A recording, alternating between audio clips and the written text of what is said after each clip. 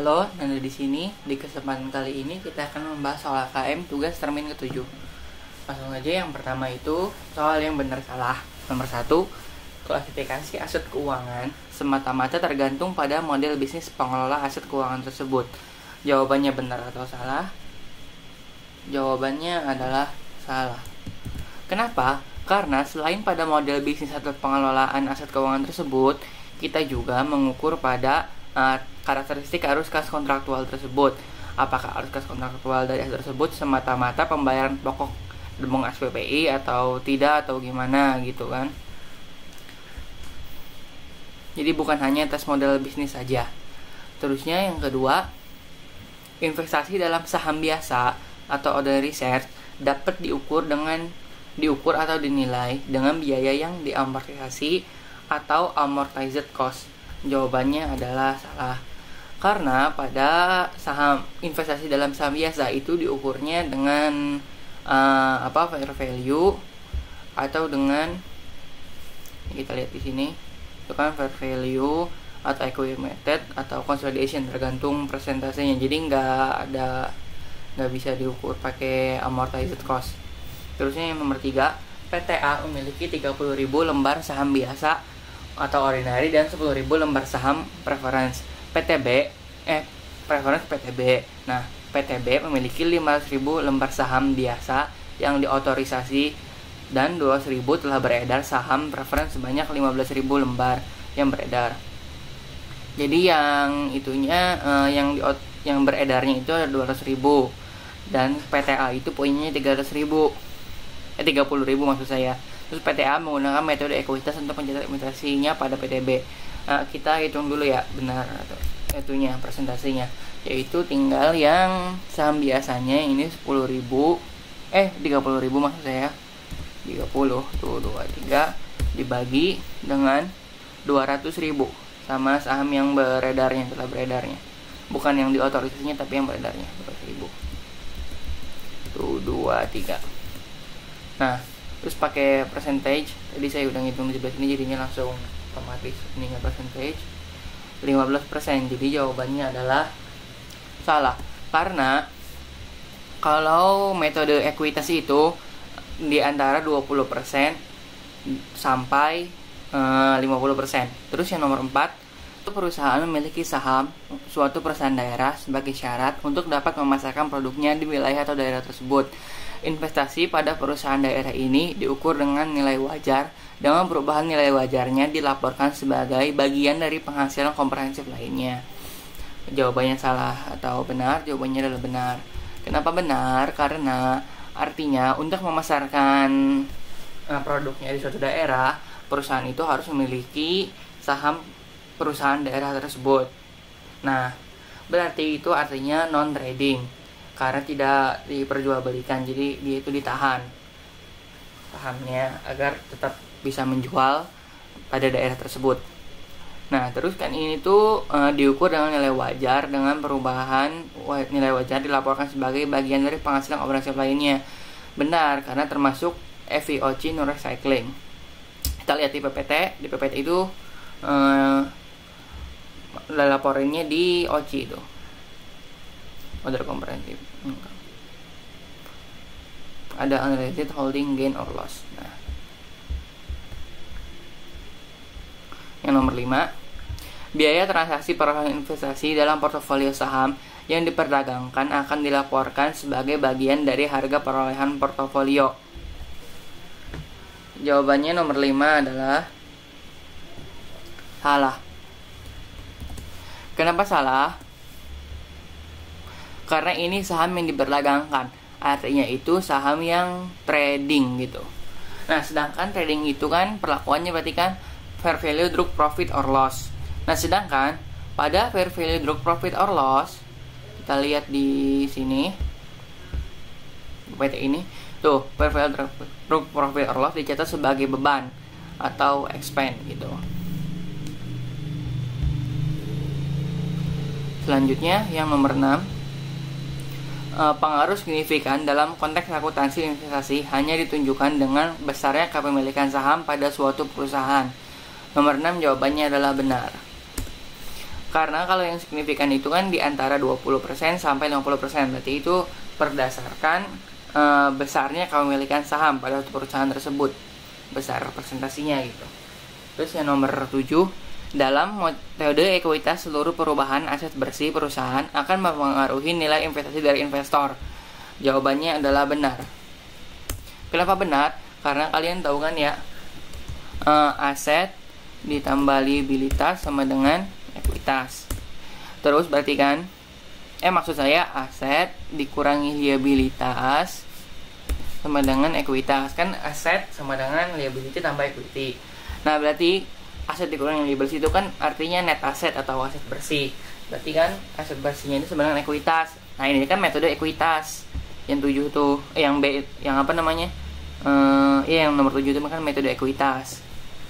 Makanya setiap perubahan nilai aset tetap, nilai aset maksud saya, aset bersih, nah itu akan memengaruhi nilai investasi dari investor. Jadi akan berubah gitu.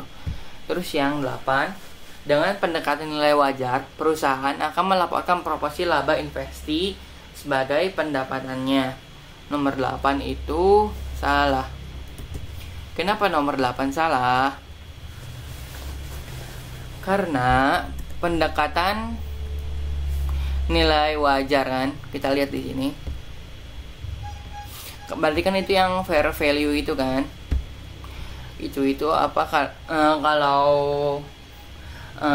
untungnya itu nggak harus dicatat gitu di jadi labanya investasi sebagai pendapatannya itu nggak usah dilaporkan gitu. Kayak gimana ya, net kalau ada mau net income-nya segini tuh berarti kan nggak usah dihitung karena itu pendekatan nilai wajar. Kalau pendekatannya ekuitas baru dihitung. Ini tuh ada di PPT. Coba kita lihat yang ini nih. PT siap mengumumkan net income untuk tahun 2019 sebesar 300.000. Nah, yang pada fair value method itu tidak ada jurnalnya, sedangkan pada equity method itu ada jurnalnya. Berarti yang nomor 8 itu salah, karena seharusnya tidak mengakui. Bukan tidak mengakui, perusahaannya tidak melaporkan. Yang 9, perubahan klasifikasi investasi terjadi ketika perusahaan mengubah model bisnis pengelolaan investasi. Jawabannya itu benar. Jadi kan kalau perubahan klasifikasi investasi itu mengubah model bisnis pengelolaan investasinya. Mereka kan tadinya itu pengen trading tapi akhirnya nggak jadi trading. Nah itu dia itu bisa merubah pengelolaan investasinya. Terus yang nomor 10, perubahan klasifikasi investasi dilaporkan secara retrospektif. Jawabannya adalah salah, karena itu dilaporkannya secara prospektif. Jadi dilaporkannya itu pada periode berikutnya gitu. Kalau retrospektif itu kayak waktu kita ngitung one shot kan seolah-olah di awal. Nah kalau ini tuh prospektif, jadi nanti gitu. Selanjutnya baru kita ubah gitu klasifikasinya. Terusnya yang isian singkat.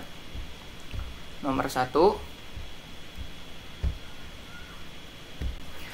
PT Mima memiliki portofolio investasi yang terdiri dari 3 saham perusahaan. Nilai wajar portofolio tersebut mengalami kenaikan sebesar 350 dibanding harga perolehan. Pada laporan posisi keuangan PT Mina disajikan saldo kredit fair value adjustment sebesar 200. Maka pada penyesuaian PT Mima akan mencatat unrealized holding gain loss sebesar bla bla bla pada sisi bla bla bla. Coba nih, kita awalnya itu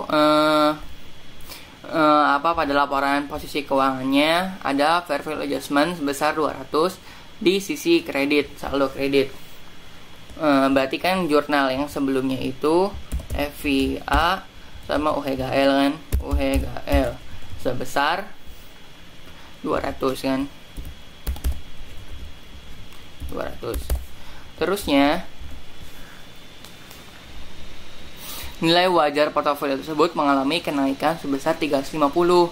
Jadi yang awalnya itu ini nggak dikasih tahu sih awalnya berapa, pokoknya jadinya beda 350 dari yang nilai wajar awalnya gitu. Jadi kan dia udah mengalami penurunan dulu nih 200, berarti dia naik lagi. Naiknya bukan 350, melainkan naiknya itu berarti 350 ditambah 200. Karena kan tadinya nilai sahamnya 100 nih, 100. Terusnya dia ini turun, jangan 100, tadi minus. Ya kan nilai awal sahamnya 300 nih. Nah, terus dia ini turun 200, jadinya kan cuman 100. Nah, terus dia naik lagi 350. Naiknya itu bukan naik dari 100 ditambah 350, tapi 300 ditambah 350. Berarti sahamnya menjadi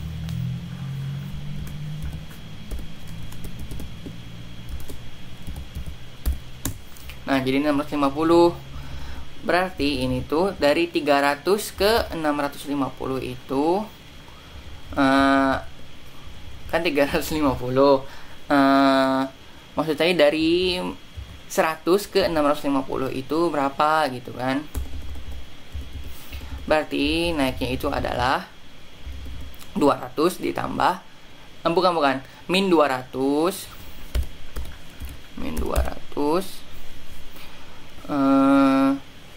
ditambah berapa ya, hasilnya sama dengan 350. Berarti kan min 200 ditambah X sama dengan 350. Berarti ntar dibalik aja kan, X sama dengan 200 ditambah 350, 550. Jadinya akan mencatat UHLGL nya sebesar 550. Sisinya sisi kredit, karena naik kan tadinya ini, berarti jalurnya di FIA pada UHGL sebesarnya 550.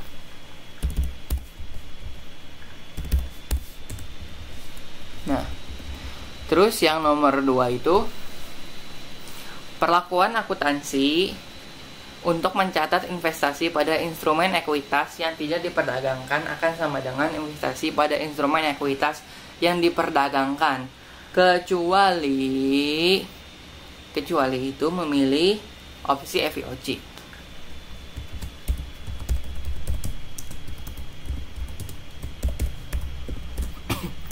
Jadi kan kalau yang trading atau enggak trading kan bisa pakai FITPL, tapi dia juga bisa memilih FIOC. Terus misalkan kalau selain itu juga, kalau kepemilikan sahamnya di atas 20%, di atas 20%, itu kan berarti pasti beda dong yang trading sama nggak trading, karena ibaratnya kan kayak nggak ada gitu yang tradingnya gitu, dunia yang metode equity gitu. Terus yang nomor 3, investasi dalam saham yang tidak diperdagangkan menghasilkan pendapatan ketika pembagian dividen.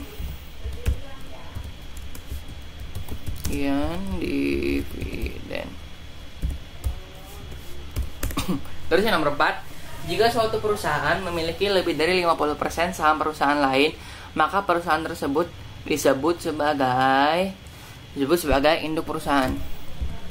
Induk perusahaan. Perusahaan induk maksud saya. Perusahaan induk. Jadi misalkan kalau perusahaan A membeli 51% misalkan saham perusahaan B gitu. Berarti si perusahaan A itu menjadi perusahaan induknya perusahaan B, dan perusahaan B itu perusahaan anaknya. Yang 5, jika investasi dibukukan dengan metode ekuitas, maka pembayaran dividen dari investasi dicatat sebagai investasi dibukukan dengan metode ekuitas. Berarti kan pakai metode ekuitas nih, pembayaran dividen dari investasi dicatat sebagai, nah itu pengurang equity investment.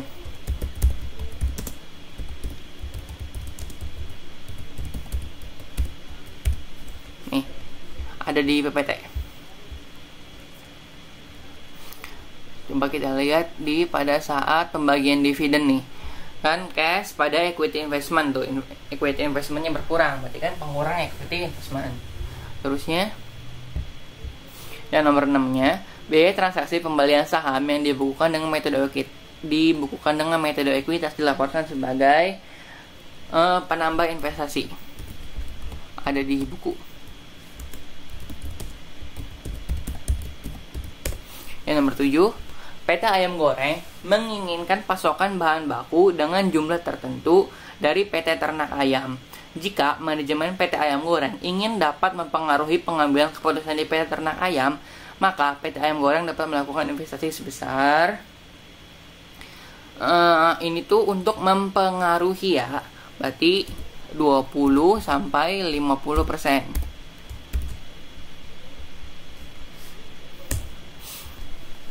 Jadi gitu, supaya untuk mempengaruhi.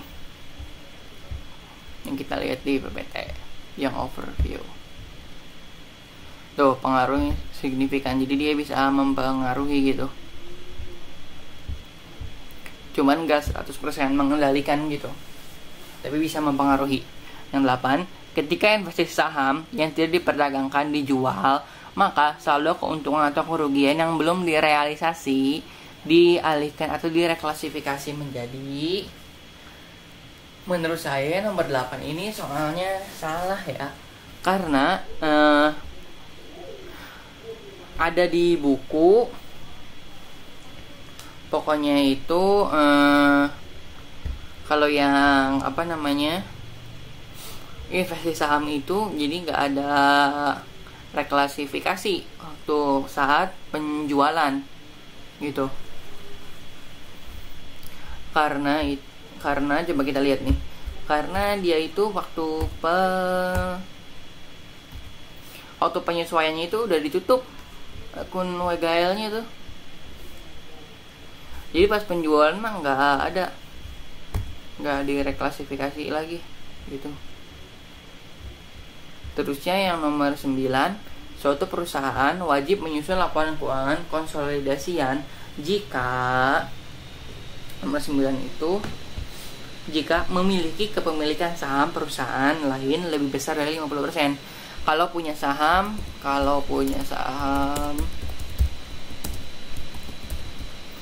lebih dari 50%. Nah, yang 10, jika suatu perusahaan memiliki lebih dari 50% saham perusahaan lain, maka dalam hubungan kedua perusahaan tersebut, perusahaan investor disebut sebagai perusahaan induk dan perusahaan anak. Tadi udah saya jelasin. Perusahaan induk dan perusahaan anak. Nah, sekian saja, kurangnya mohon maaf. Dadah.